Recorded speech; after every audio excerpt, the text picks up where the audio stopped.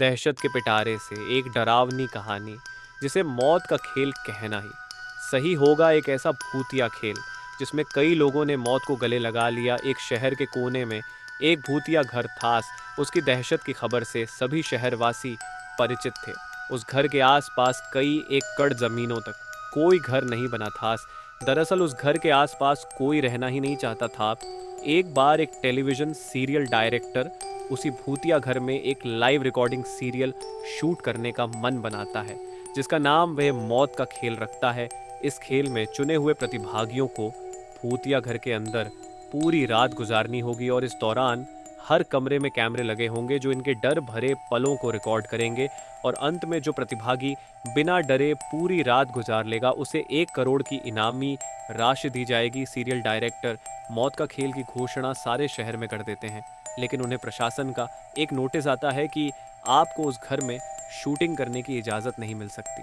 वह घर खतरे के दायरे में आता है। सीरियल डायरेक्टर बहुत नामी हस्ती था, इसलिए वह निजी तौर पर प्रतिभागियों की जिंदगी की सुरक्षा की गारंटी ले लेता है और कुछ शर्तों को लागू करने के बाद प्रशासन से उस भूतिया घर में सीरियल रिकॉर्ड करने की मंजूरी मिल जाती है, जिसके लिए उसे 2 गुने पैसे खर्च करने पड़ते हैं। प्रशासन की परमिशन मिलते ही पूरे शहर में मौत का खेल के पोस्टर चिपक जाते हैं।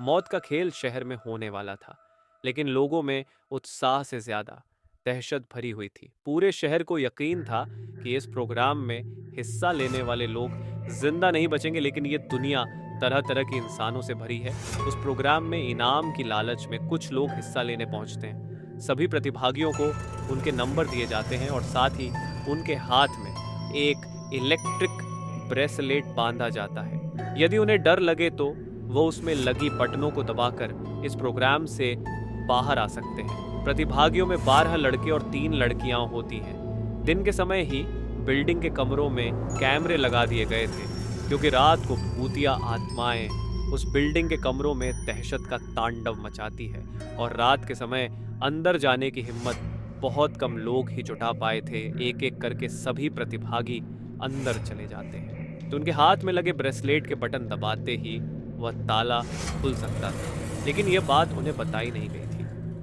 अगर किसी प्रतिभागी ने वह ताला खोला तो प्रतिभागी प्रतियोगिता से बाहर हो जाएगा, जो कि कैमरे की रिकॉर्डिंग में दिखाई देगा। सभी के कमरे में निर्देश देने के लिए स्पीकर लगाए गए थे।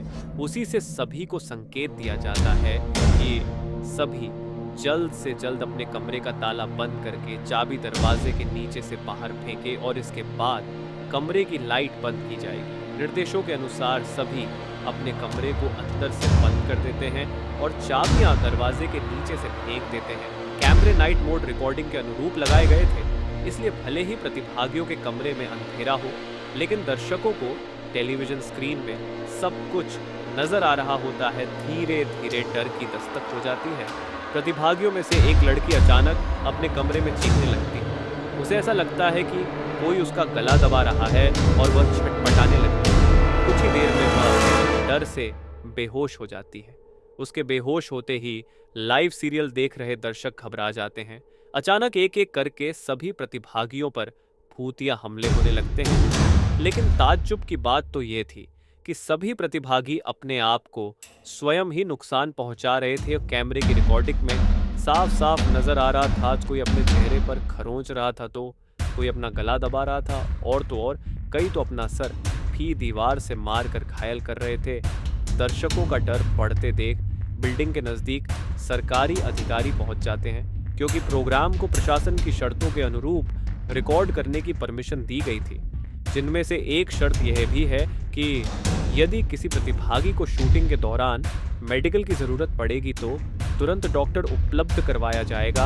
और जब सभी प्रतिभागियों को लाइव रिकॉर्डिंग में चोट लगने लगती है तो सभी प्रोग्राम को रोकने की आवाज़ उठाने लगते हैं। रातों रात प्रशासन पर दबाव बढ़ जाता है। दर्शकों में दहशत फैलते देख प्रोग्राम का प्रसारण रोकने के आदेश आ जाते हैं। तुरंत प्रोग्राम का टेलीकास्ट रुक जाता है और अब जद्दोजहद होने लगती है। सभी प्रतिभागियों को बचाने की फायर ब्रिगेड की गाड़ी बिल्डिंग के बाहर पहुंचती है, लेकिन रात के समय उस भूतिया बिल्डिंग के अंदर जाने की हिम्मत फायर फाइटर्स की भी नहीं होती।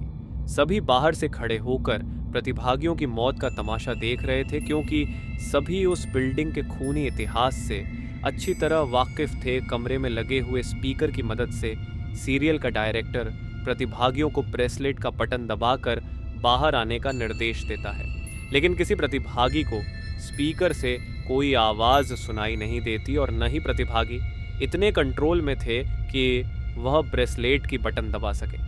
देखते ही देखते सभी प्रतिभागी लाइव रिकॉर्डिंग में ही आत्महत्या कर लेते हैं, लेकिन सब जानते थे कि यह भूतों के द्वारा किया गया नरसंहार है। सुबह होते ही सबकी लाशें निकाली जाती है और सीरियल डायरेक्टर को भारी मुआवजे के साथ कई साल की जेल की सज़ा सुनाई जाती है और उस बिल्डिंग को हमेशा के लिए नो विजिट जोन घोषित कर दिया जाता है और इसी के साथ यह कहानी समाप्त हो जाती है। आप लोगों को यह कहानी कैसी लगी, कृपया कमेंट करके ज़रूर बताएं। ऐसे ही भूतिया कहानी सुनने के लिए हमारे चैनल जीएस हॉन्टेड स्टोरी को सब्सक्राइब करें।